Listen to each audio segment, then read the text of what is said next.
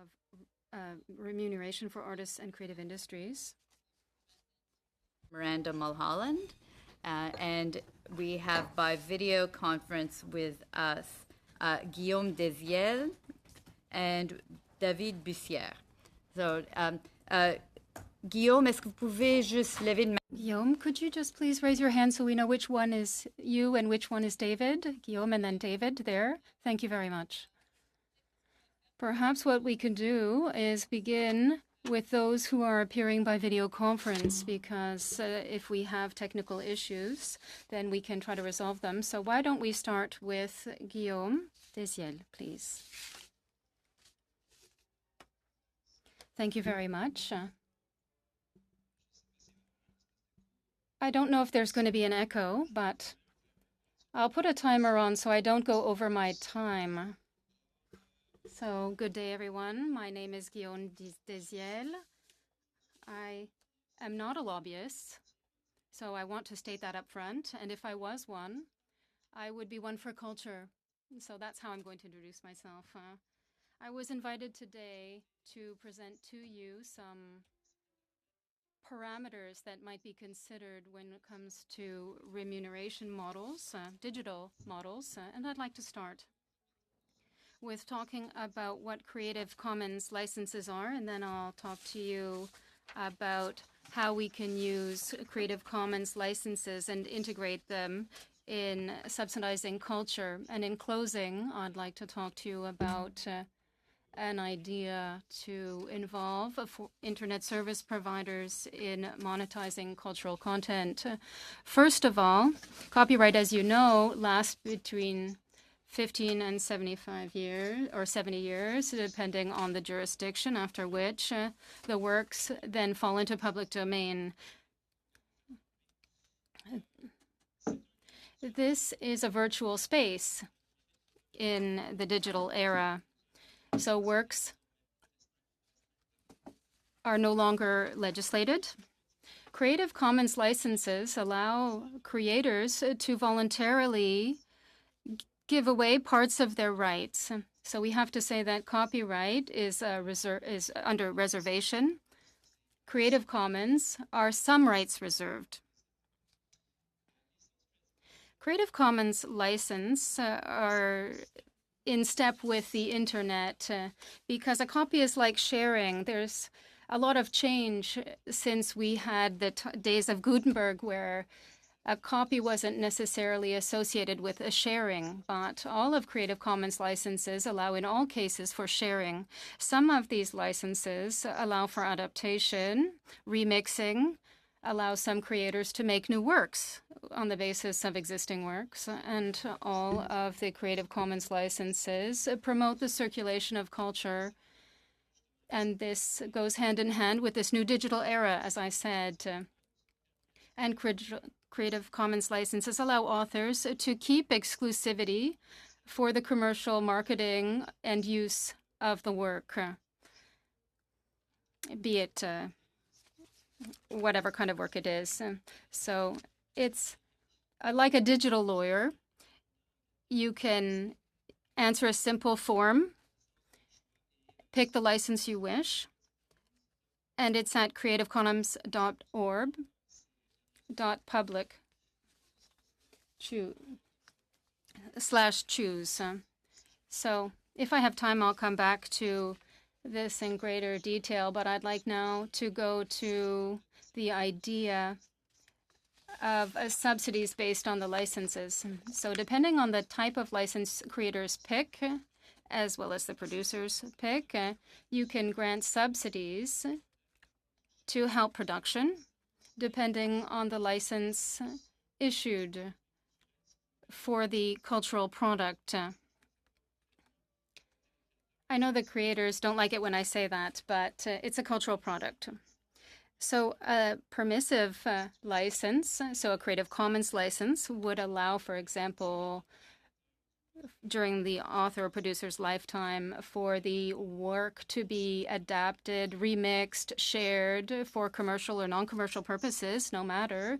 And this could get greater financial assistance because the creator during their lifetime would be able to contribute to the cultural domain, but a restrictive license under reserve would get a lower amount of money under the subsidy because the creator could pick how to monetize the product and decide what they will do with it. So we can consider different types of grants. And in the document that I sent to you, I gave you an example of a table, and you can take some inspiration from that table. It's a bit complicated, but I think that we could go around it together. And I have a recommendation on this that I will give you at the end.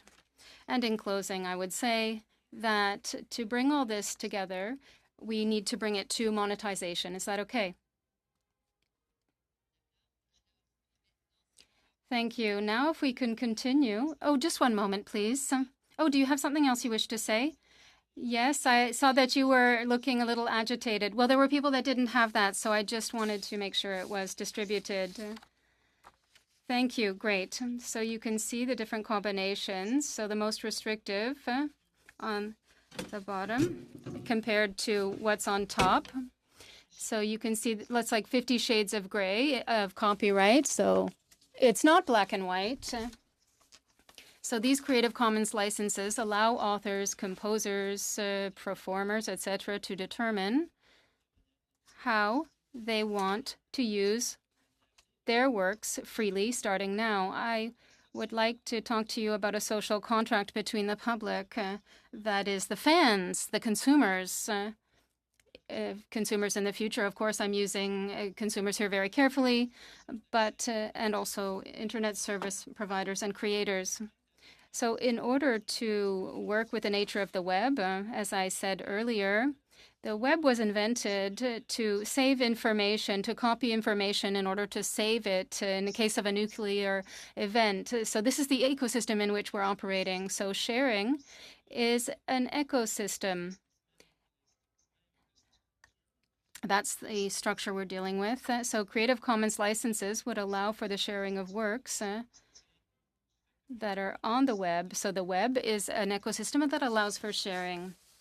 Sharing allows benefits for consumers who have immediate access to these products. They can be improved without necessarily going through a transactional level in some cases. Obviously, the advantage for the society is obvious, but this goes through internet service providers. This is a benefit for internet service providers because they earn their living by transporting these products from point A to point B. Yet, the partial or total availability of a product is possible through them. It's a benefit for the community, a benefit for internet service providers who, of course, make money off of this. So the idea would be then that taxpayers' money fund cultural creation through grants and subsidies. Therefore, there should be some requirements made. If the public supports cultural creation, there should be requirements such as guaranteeing society, the public, better access to its own culture, and a better ability to manipulate this culture. Right now, copyright is quite restrictive, so monetizing culture could be encouraged. And I will conclude by saying that in this case, we can have a consumer who selects to contribute $1 voluntarily, add this dollar to their internet bill per month, and the ISP could request this amount. And this is, of course, goes against the grain of people who don't want to pay extra. So only if you want to pay extra. Of course, this is always a hot potato. My recommendation then, yes? May I conclude? Of course, please. The question is, have I concluded? No. How much time do I have? 1 minute. Perfect. So my first recommendation for Heritage Canada would be to recognize or to have recognized Creative Commons licenses as a positive contribution to our cultural vitality and to ensure that the licenses be validated under Canadian legislation. My second recommendation in the short term is to develop subsidies for producers and creators that are connected to Creative Commons licenses and adopt these licenses by increasing grants for those who have less restrictive licenses. So if people make money and get money to create, then they can keep all the rights, of course, but it is their responsibility then to monetize it. And the third recommendation I'm making concerns the social contract. Under this contract, this would cover all non-commercial uses under the Creative Commons licenses. So there could be collective compensation, if you will, through subsidy programs and managers of collective rights. The example of this was the $1 that people could voluntarily pay to their ISPs. Thank you very much. Thank you very much. Now we will continue with Mr. Buisser. Yes, thank you, dear members of the committee. Good day. My name is David Buisser. I'm an author, composer, performer, member of the duo Alpha Rocco, and also founder and spokesperson for RAM, which is the Regroupement des Artistes de la Musique, or music artists group. I would like to begin my speech giving a real and rather striking example of the inequity in remuneration of creators and all stakeholders in the Canada and Quebec music industry. Given how music is now consumed, that is by streaming. In order to respond to the infamous question, how much is a stream worth? I did a year or two ago a very strict exercise to look at all my copyright royalties, neighboring royalties, and artistic royalties for a song over a given period. So I don't know if you have this before you, but I have went through all of my reports and I looked at all the amounts that I got from SOCAN, what was available, and what I got from my label. So at the end of all this, my song was called Lumière. It was rather successful with the public. Over the given period, there were 35,000 hits on Spotify. I got $10.80, or 0.036 cents per hit. It generated 60,000 views on YouTube. We got $153.04, which equals 0.5 cents per view. And I would compare this with traditional radio. The song was on a number 5 on the hit list. It was listened to 6,000 times, and this equaled $17,346.89, or $2.89 per listen. So we can say that as physical records are completely disappearing and musical radio will eventually be replaced by streaming online, copyright for streaming is far from filling the gap. Streaming is perfect for users. Who doesn't want to have all the records in the world available at your fingertips? But for artists and the industry here, it's a different story. If an international star with a major record label generates 1 billion hits per song, it's fine. But if we're talking about local musicians that are shared here in Canada or in French music in Quebec, because we know that people like to listen to our music. And even if we look at the largest successes in our market, you can say that they have trouble generating 1 million streams. It's killing the middle class of creators. This is often where there is musical diversity. So in short, copyright reform is a question of life or death for our artists. And it should also be accompanied by reform on the Telecommunications Act and an update of the personal copy regime so that internet service providers and device manufacturers have to contribute to remunerating our creators. The first person who wins is the internet service provider. To listen to videos or music online, we need ISPs.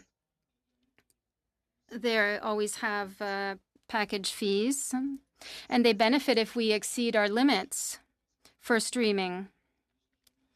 Of course, people download at home, so they really get value for money. Of course, the device manufacturers are essential also in this access chain.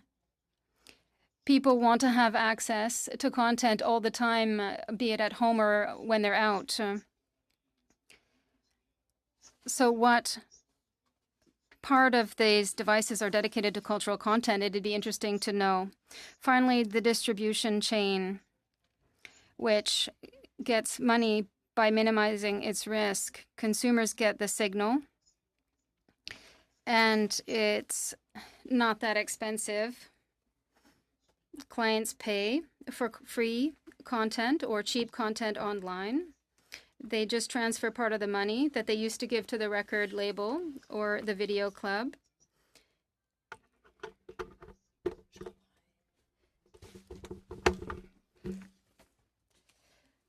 Towards the internet service provider or the device manufacturer. But how much would Canadians pay to have access to streaming music? We know that platforms cost, subscriptions to platforms cost $9.99 a month. They're sometimes free. A monthly subscription to an internet service costs at least $60, and mobile internet on phones costs at least $30, and the device cost varies depending on the quality of the device. And we would conclude that it costs at least $100 a month without counting the devices in order to access music or streaming audiovisual content. Out of all this money, only a tiny fraction of the subscription of $9.99 to the platform comes to creators after having gone through all the intermediaries. And therefore, that's where the 0.03 cents per listen comes into play. With the RAM, we had 3 points that we wanted to raise, which summarize this situation. Point 7. Ensure that internet service providers are responsible for paying royalties to music rights holders they give access to. We propose that you eliminate the existing exception in the Copyright Act concerning in Section 2.41b that exempts them from the responsibility of paying royalties if they are only access providers. By deleting this section, it would be possible to impose a fee on to recoup this money. It does not communication to the third party under the telecommunications necessary. Point 8, ensure that internet service providers contribute financially to the development of Canadian music. We propose that decision makers amend the Telecommunications Act and the Radio Broadcasting Act to require internet service providers to target the development and promotion of Canadian music and its visibility.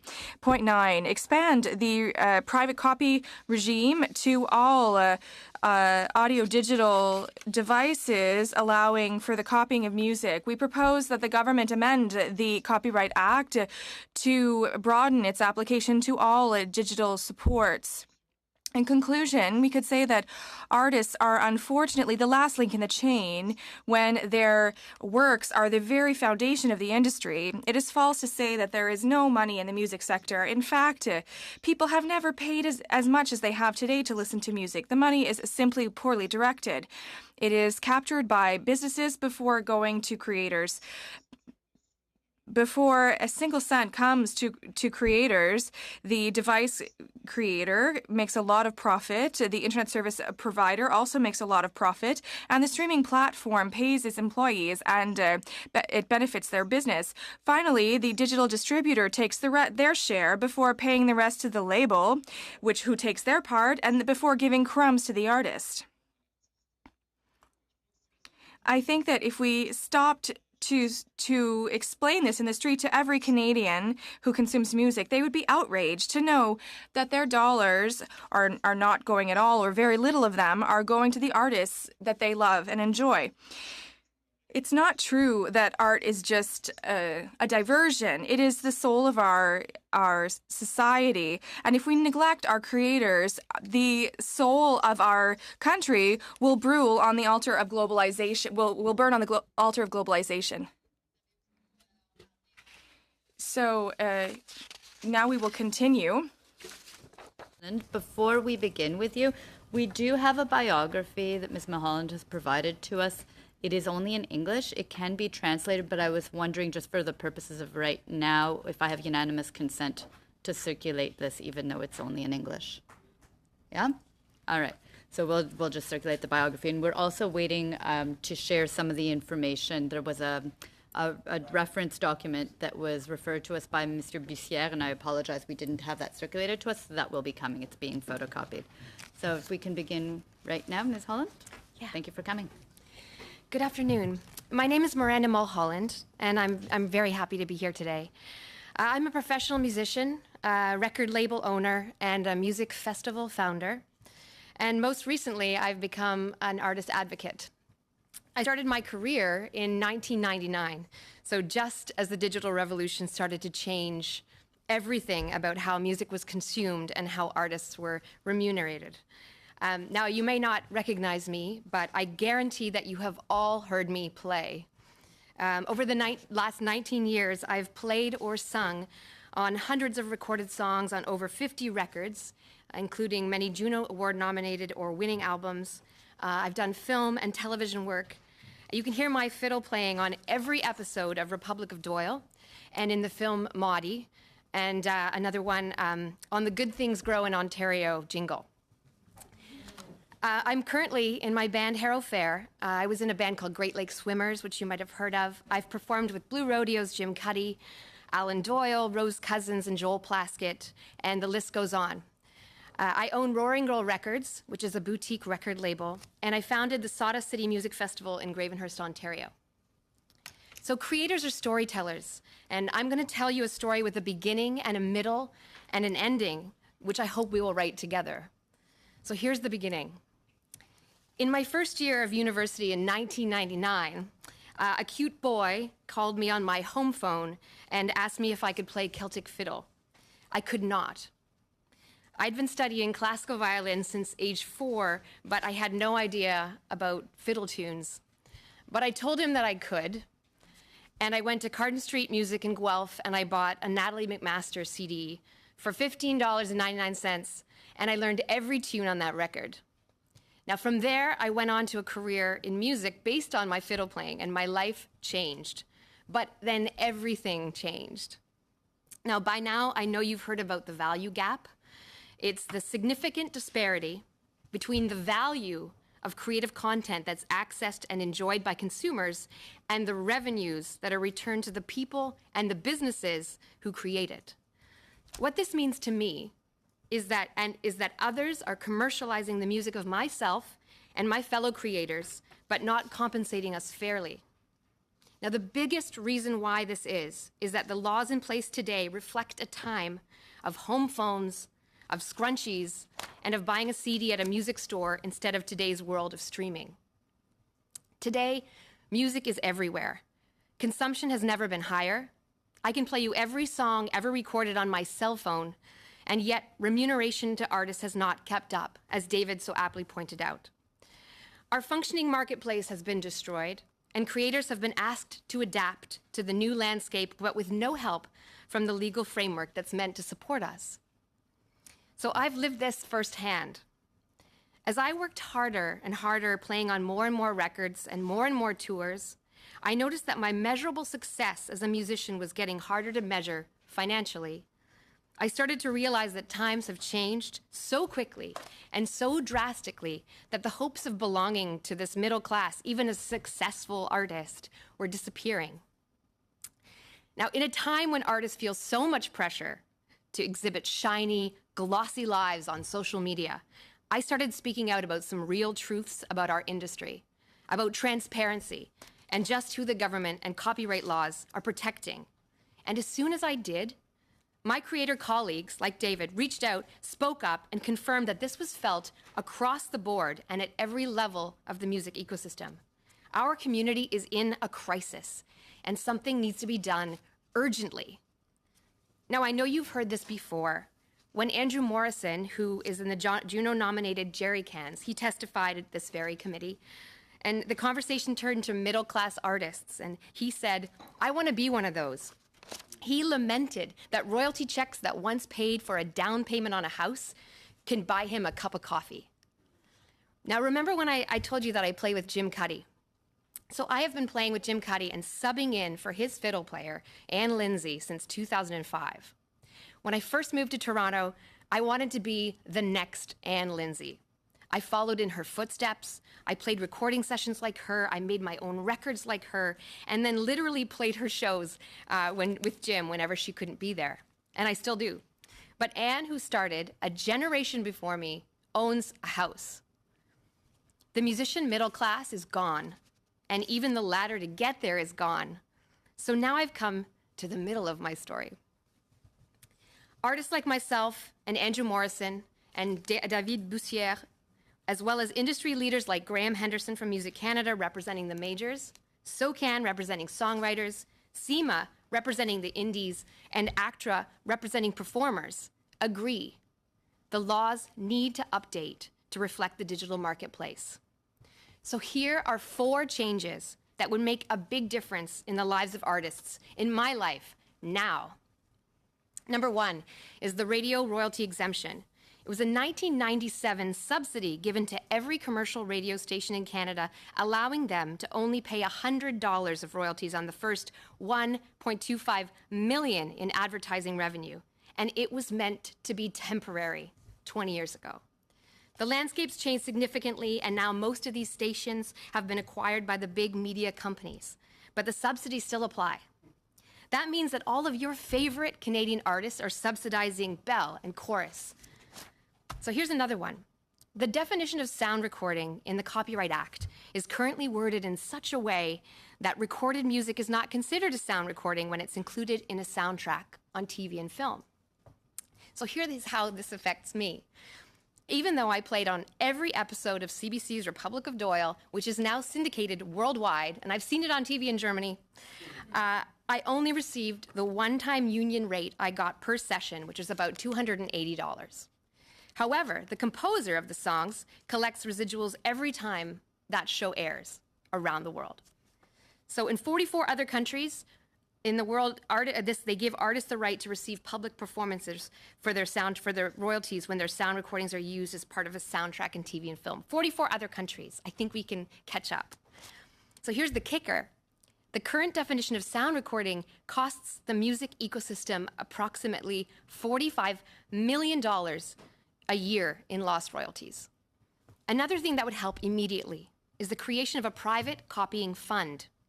This fund would make sure that when artists' work is copied, artists are fairly compensated for it without creating new costs to consumers. Lastly, the extension of the term of copyright has an impact on artists as creative entrepreneurs, giving you as an artist the ability to leverage your success in order to create new opportunities. This is a legacy move. So this ensures that my catalog retains value for longer, providing something for my grandchildren. So how does this story end? I'm hoping that you'll help us write it. Last week, there was a historic vote in Europe, and the European Parliament took real, decisive action to address the value gap. They've not only agreed that it's a problem, they're now taking the legislative steps to begin to close it. 2 days ago, in the United States Senate unanimously adopted the Music Modernization Act, which also works to close the value gap. So here in Canada, it's my hope that you'll work with artists like me who've come to this committee and come to your colleagues at the industry committee and told you that the framework is broken and that we need our laws to update to our day-to-day lives. Artists have adapted and we need our laws to do the same. I'd also like you to apply skepticism. When those currently taking advantage of artists come here and tell you the system is fine and that artists are better off or that we just aren't working hard enough. Now, they might do what they did in Europe and swamp your inboxes with technologically created auto spam to give you the false sense that there are thousands of faceless voters determined to vote to protect the status quo. But if that happens, I hope that you'll remember that this story, my story, and that we have over 3,700 real Canadian creators, including Alanis Morissette, the Sheepdogs, Lorena McKennitt, who have signed on to focus on creators to advocate for urgent changes in copyright law. Now, it's easy to look at Canada's musical superstars like Drake and Bieber and think that they don't need this committee's help. But I'm here for the 99% of artists whose music is being listened to, but who are struggling to earn a living, to feed their families, to pay taxes, and keep creating Canadian music. For these creators, the value gap is real, and we need you to fix it. Thank you. Right. Well, thank you very much to all of you for your presentations. We are now going to begin with our question and answer period. Et on commence maintenant avec... And we'll start with Mr. Breton, please. Thank you, Madam Chair. Wow, thank you for your excellent presentations. Listen, it's really from the heart, and I would say that you are excellent at explaining the issue. So if there's anyone who had a hard time understanding the scope of the challenge that you've been living through, well, now they understand it. Thank you for your testimony. It was very exceptional.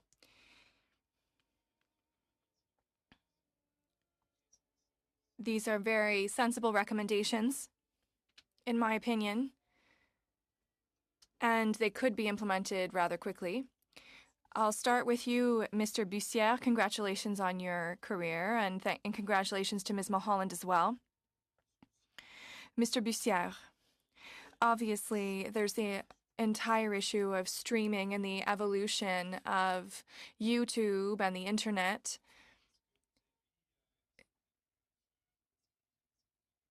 Do you have any recommendations to make to us about some countries that have perhaps taken action recently?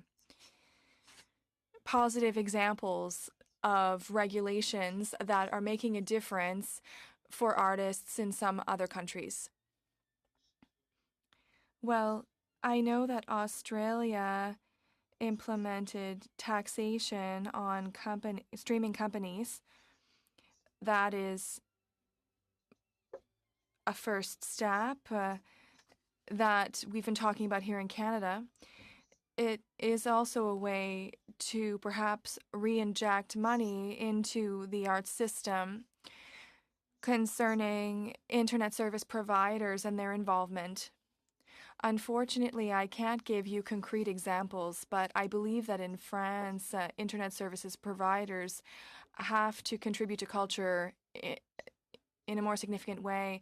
But unfortunately, I can't give you a precise example.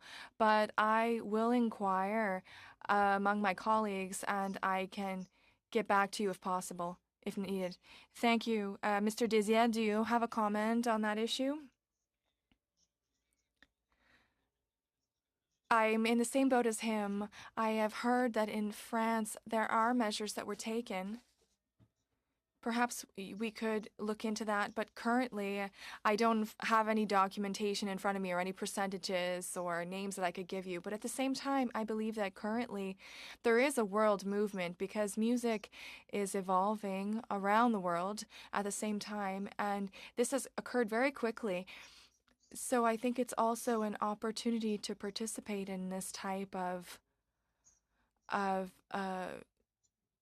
reversal to benefit artists. Thank you. Ms. Mulholland, you talked about a few recommendations you would make in your presentation. Which of the recommendations in which of the recommendations could the government have a quick impact on your recommendations? 4 of mine, actually. And I noticed that David Bussière also mentioned 3 of my 4. But each one would have immediate effect. The first one, the radio royalty exemption, getting rid of that subsidy, and again, subsidizing, your artists are subsidizing the big media conglomerates. That needs to stop. And if that ended, that money would be filtered through into the artist's pocket immediately. Same with sound recording. If I just played, for example, I just played with Alan Doyle on a new kids show that he's writing the music for. It's not online yet, but if this was enacted and the sound recording wording was changed, as soon as that's actually played, I will get paid for my work. So that would also help me immediately. The other thing that the private copying, that would help immediately as well.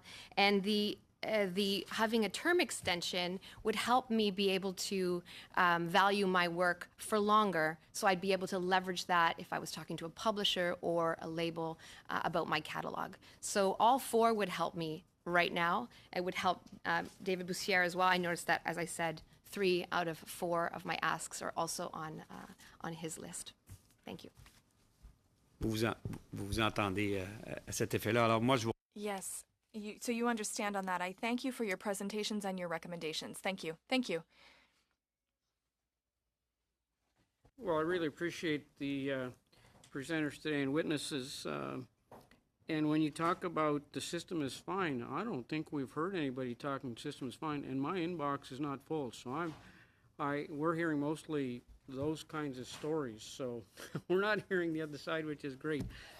And I'm a little bit of an anomaly, though. I'm enjoying the Beethoven Festival and being at the National Arts Center this week, and I have not heard you anywhere. So I would apologize for that. But That you know of. I would pretty well guarantee it. If my playlist is from the '60s, and I don't listen to anything else. Other than classical. So Maybe in the mall you heard a jingle I played on. I don't go to a mall, sorry. There's no chance. Okay, all right.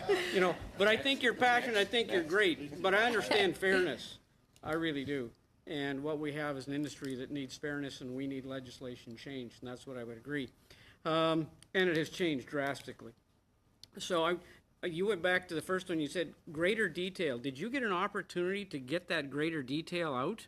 When you were talking about saying, I hope I have time, but did you get your opportunity to get the greater detail out? Because you were going in a very interesting direction. Where are you pointing to? Sorry. Digital cultural strategist. Monsieur Guillaume Yes. Desiel. Right. Alors, est-ce qu'il y avait quelque chose d'autre que vous... Was there anything else that you would like to say in greater detail, Mr. Desiel? Oh, we didn't hear the question, so perhaps you could reformulate it for us. We can hear the interpretation into French. So, wait 1 second for a hold there. Is there a translation? Okay. Can you just reformulate your question? We'll confirm that they can hear it. When you got started, you got into it a bit, but you were talking about you hope to get to it in greater detail. But I'm not sure I got the greater detail of where you were going.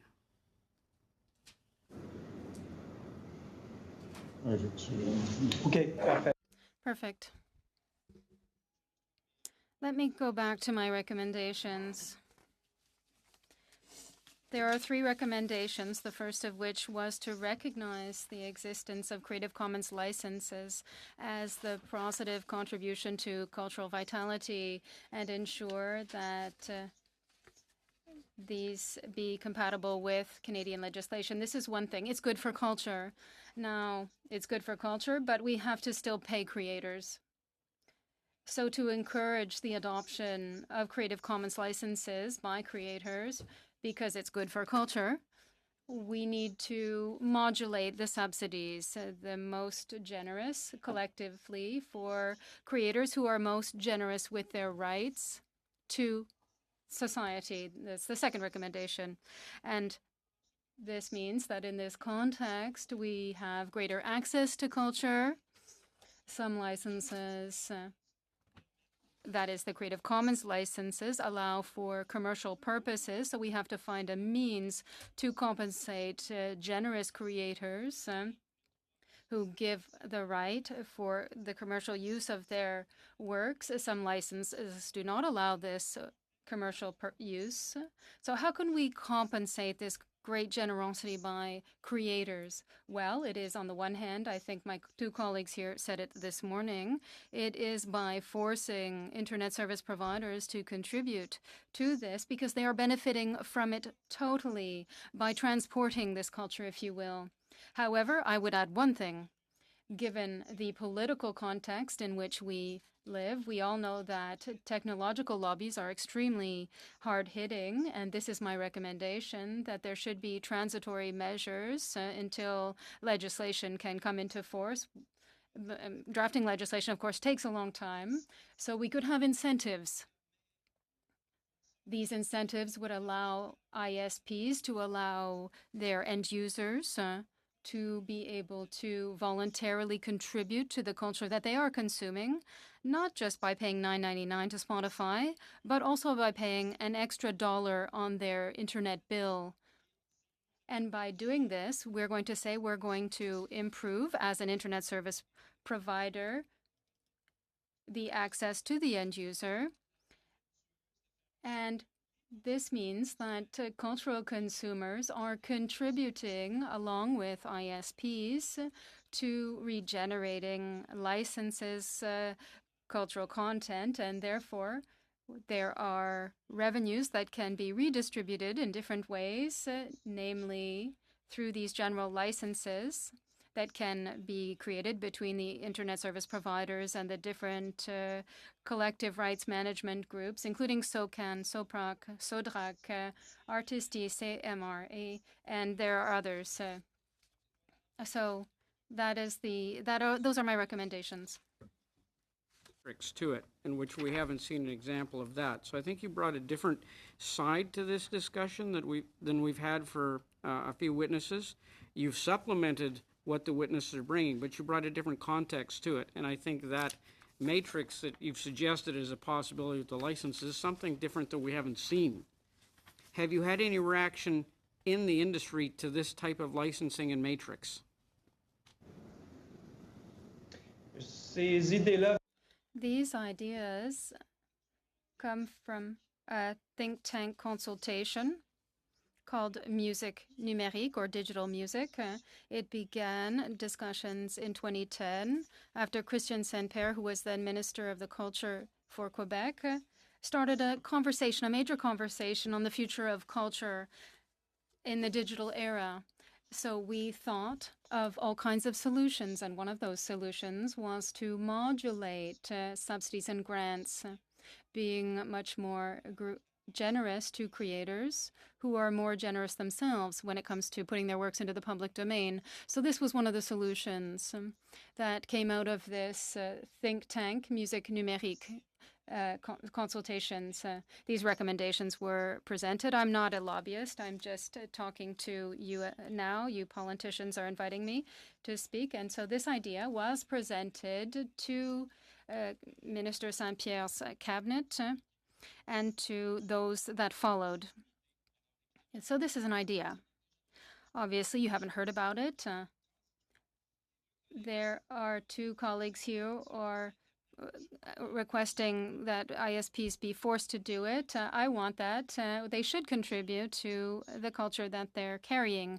However, all of my colleagues and politicians around the table can testify to this as well. Since the days of the previous government, that is the Liberals, it was extremely difficult to, just a moment, there's a sound effect. It's extremely difficult to make ISPs made responsible for this, even if under the Copyright Act that was reseen by the Conservative government at the time. And I'm telling this because you are Conservative, or perhaps you remember something about this. Well, I'll cut you off there because you've already exceeded your 7 minutes. We will continue now with We will go, Monsieur Nantel, s'il vous plaît. With Mr. Nantel. Thank you very much, Mr. Desiel. I'm sorry, I forget your name, Mr. Bussière, Ms. Mulholland, for your presence here. And with regard to ISP providers, I know there's a huge blockade, and I think we've seen it even under the Liberal government. There was this kind of problem because when Recommendation 12 of the Heritage Committee's report that appeared a year ago was swept aside, so clearly it's an update of what we have seen with cable distributors. They distribute signals. Okay, great. There's local content. How could we fund that? Well, let's put 5% on the cable distributors' revenues. I'm happy to have local creators. Witnessing this morning is crucial. We receive, and I think it's a very good thing from our chair that she's invited many artists to witness. And I think it's very important that we keep reminded of your realities. You bring so much to the identity of a country, and and we are the Heritage Committee here. We are not an industry, and so this is our job to listen to you to make sure that you get protected. This is not our job. Here, at this committee, at the House, it may be different. At the House, we may want to protect consumers because we're part of a party or whatever. We don't want to lose next elections and stuff. But here, in this committee, our job is to protect and value the work of our artists and our culture. Alors, je vous remercie beaucoup, and you may have appreciated that M. Bussière est un artiste qui a pris la peine, et c'est vraiment très rare, de documenter clairement les recettes. And we have to document the revenues of the sales of the music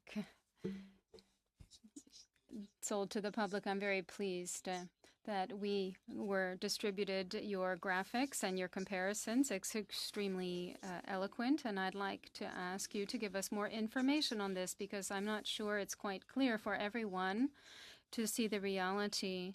But I would like you to go through this document. Before, I'd like to say that I'm happy that we've also received the 29 recommendations found in the RAMS action plan. That is your group, the group of music artists. We heard about the 50 to 70 years for copyright, both for artists, creators, producers, performers, and we also heard about the 3 points. I think it's also available in English, and I think this should be a kind of roadmap, if you will, with regard to what we should do. So we're talking about 10 very clear points. So we could take some steps to deal with music online, internet service providers, this is clear, and private copies, fair remuneration. CBC Radio Canada is the champion, and we expect them to be. And we should like to have some concrete explanations here because it's always very complex when it comes to master property. We had Bryman Adams here 2 days ago to talk about it. It's great to see people like Mr. Adams or Ms. Mulholland, of course, or you, Mr. Bussière, but you need to be able to get adequately paid to continue to create. So I invite you to go through one of your 2 documents, either your 29 recommendations or above all, the loss of your income.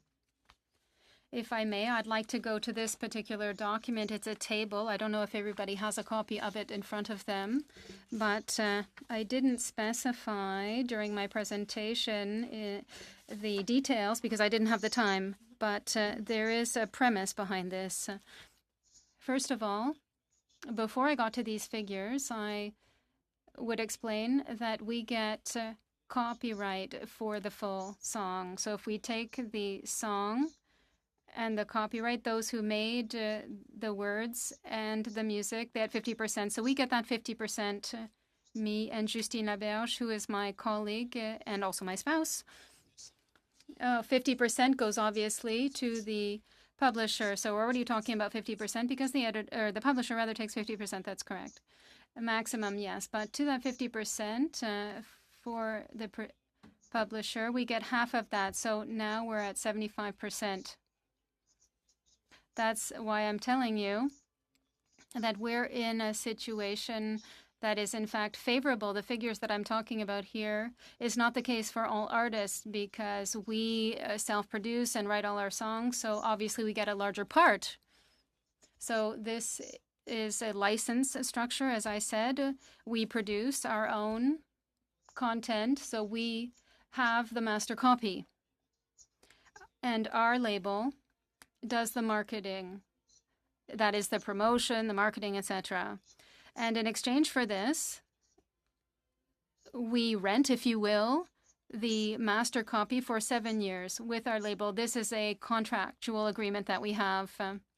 And in our contract, we get 60% of the streaming revenues. On the last page, where it says the label gives us 60% of what they get.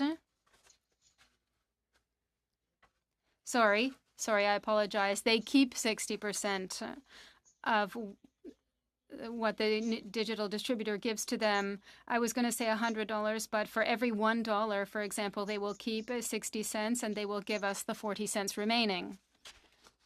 And they also have the other part, that is the other 25%, 25% for the publishing, 25% for us, 50%. So for the copyright for us. So we get 75% of the total. And so here I have divided this up in terms of what we get by management company, if you will. So in SOCAN. SOCAN is for author composers, those who created the work. So we get 50%. Well, in fact, we get 100% of the copyright. So we got...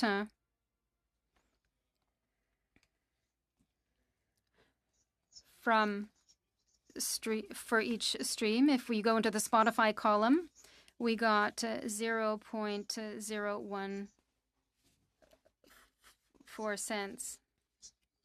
Because we only have 1 minute left, well, you've already taken 7 minutes already. I let him continue so he could explain to you. I apologize, says Mr. Nantel. 30 seconds, please, says the chair. I'd just like to conclude then by saying, okay, these figures are not only a little bit derisory, but they are also the result of a contractual situation. It's a favorable copyright situation because we produce and we have a favorable contract. Thank you very much. Thank you. Now we will turn to Mr. Dillon. Or Ms. Dillon. Thank you. Thank you to the chair. I'll be sharing my time with Mr. Boissonneau. 2 minutes. I'd like to start with Ms. Mulholland. If you have something that you'd like to add, Mr. Desiel or Mr. Boissière, please do so. In many interviews you've done, I've noticed that you're talking about the Copyright Act is not protecting creators and artists. What concrete changes would you like to see to the Copyright Act so that we can have more fairness and money can be distributed from the distributors to the creators? Again, I'd love to go over the 4 points I mentioned because that's exactly what they do. Right now, myself and all my creator colleagues are subsidizing billionaires, and the subsidies have to stop. So that would be under the radio royalty exemption. And I know there's a lot of talk about all the broadcasters and the ISPs. And them contributing because they're dumb pipes, but this is actually just at them. It was supposed to be temporary. It needs to be removed, and that is one. The definition of sound recording, again, that we just want to get a functioning marketplace. This would contribute. This would be able to have some mailbox money for me, so I don't need to be on the road all the time. At this moment, in order for me to make any money or make any kind of reasonable money, I have to either be on stage or in a studio. Mm-hmm. And that is not sustainable. So there has to be some way to free up some of this money that used to be available and is no longer available because of the digital revolution. The private copying fund, again, that's something else that would cover these contingencies, and then term extension to make my catalog more valuable. So those are the 4 things that I suggested would change my life drastically immediately. Okay. And you've mentioned you signed up at the beginning and got only $280. Mr. Adams was here about 2 days ago, and he testified that 40 years ago he signed a contract for $1. Has much changed since that time, or Night it's and just day. the same? Nothing. No, night and day. It's been from when he began his career and when I began my career. There's been a seismic shift. So the $280 I received to do one recording session for Republic of Doyle. So I do one recording session. I go in there and I play my fiddle for 3 hours, doing a whole bunch of different stings, is what they're called, and that's used over a series of episodes. So say I did 5 seasons of the same show, I got 5 sessions for $280 each session. I know that Brian, I don't know how much studio work he did for Canadian TV shows, but one of the things he said yesterday or 2 days ago that really caught my ear was, he made 2 albums that didn't do well before he had a hit. And we are in a climate now where artists are making records, and if they don't have a hit on their first record or first single, they're gone because we have been subsidizing billionaires, and we need to stop that. And how much money would you say you've lost with that $280 per session, if you calculated? I'm not an economist, so I don't know how much I would get. But say if we look at the jingle I did, the Good Things Grow in Ontario, which is not actually an easy little musical phrase, I still, because it's not the same, because it's not under the same rules, it's a jingle, it's an ad, I do get residuals for that. And, having a check for whatever $300 here and there showing up in my mailbox does actually make a significant deal to me. That's groceries for a month. That these things actually matter. So if that could be applied to the film and television I do, the film Madi was around the world at big film festivals and now streamed on Netflix. That could make a significant contribution to my day-to-day income. Okay, thank you. Sharing time with Mr. Yes, Boissonnaud okay, tonight. perfect. Merci, ma très chère collègue. Merci tout le monde. Thank you, colleague, and thank you to everyone for your very interesting presentations. Mr. Deziel, I'd like to ask you a question, and then I'm curious about the answer. The question is very simple. In your list of 29 activities that you would like to do at your group, what are the 3 that if you had only 3 to choose to really improve the lives of artists, which 3 would you prioritize? And to all of the artists here today, you have to keep pushing. You have to use your voices. There's a natural tension in Parliament between the rights of the consumer and the rights of the artist to earn a living. Those are fundamental rights. So keep pushing, because it's our job to be in your corner and to push. So you've given the 4 things. If you rank them, how would you rank them? Then I'm going back to messieurs qui sont ici par vidéoconférence. To the gentleman here by video conference. They're all very important, and as a package could make a huge difference. The radio royalty exemption that was supposed to be temporary, that needs to go. The definition of sound recording, for me, I would like that to go because that would change my life dramatically right away. Obviously, the private copying fund, again, that would help me. I haven't written Summer of '69, unfortunately.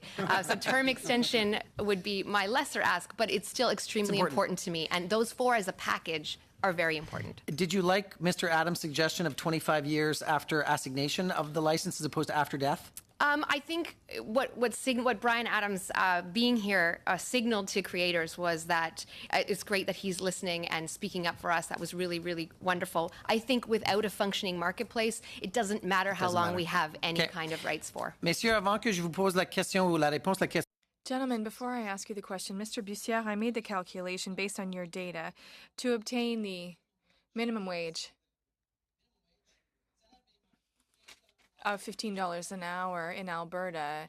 You need to make $2,400 a month. You need to have on Spotify 16,800,000 views of your song, and on YouTube 9,500,000 in a month. It's not logical. It's not fair. What are your 3 priorities, please? Yes, well done. Thank you very much. You're quite right. For the 3 points, well, obviously, as Mr. Nantel said, there are 29 points in the sustainable platform. The 3 ones that I would prioritize today, the most important ones in my opinion, are in my text, points 7, 8, and 9. 9 is to expand the private copy regime. I think that that is the one that in the short term would be the easiest to implement. And then point 7 is to amend section 2.41b that states that it does not effectuate public communication of a third party necessary. It removes the responsibility of internet service providers, and it means that they are not recognized as giving public communications and thus subject to legislation to pay artists. And point 8 is to ensure that ISPs contribute financially to the development of Quebec music, that it's available to Canadians, so that there are more streaming generated, that our works are listened to more, to generate more money and encourage our creators. Thank you very much. Jump in for one quick question, because this is something that's just caught my attention. Monsieur Desiel has proposed a system where there would be a graded way of providing funds to artists based on how much they would allow it to be shared. And with two artists here, I'm impinging a little bit beyond our time here, but if maybe in a couple of minutes, if Ms. Mulholland and Monsieur Bussière, can you tell me what you think of this proposal? I think one of the most disappointing things about the digital revolution, to me as an artist who started just as it began, was we were promised a leveling of the playing field. We were promised artist to listener with no middlemen or middlewomen, to be politically correct. But what has happened is there has been a proliferation of middlemen in the past 20 years. The one thing, grants are wonderful, and I feel so honored to live in a country where there are grants. My problem with grants, though, is that then who are the gatekeepers for these grants? What are the merits that we then look at to judge? We're just creating a whole other entity. So far, we have Ontario Arts Council, Canada Arts Council, Toronto Arts Council, each region. The granting bodies trying to come up with a matrix and a rubric that will then give merit to some over others, and what does that mean? That, to me, I guess, is a bit problematic. Right. And I'm sorry, I have to cut it because I'm impinging over time, but I was curious to get your insight. Monsieur Bussière, vous avez peut-être 30 secondes. Mr. Bussière, if you have something to say in a quick 30 seconds, yes. Well, Mr. Desiel is proposing that Canadians can deliberately add a dollar to their bill to go to artists, because the political challenge is to ensure that internet service providers contribute, but that the consumer doesn't have to foot the bill. And so that's why Mr. Desiel had this idea, which is very good. Why wouldn't the CRTC intervene to set a ceiling for monthly internet service providers to ensure that they do not transfer the bill onto the backs of consumers? It seems to me that the CRTC should have that power to ensure that consumers don't ultimately foot the bill for this.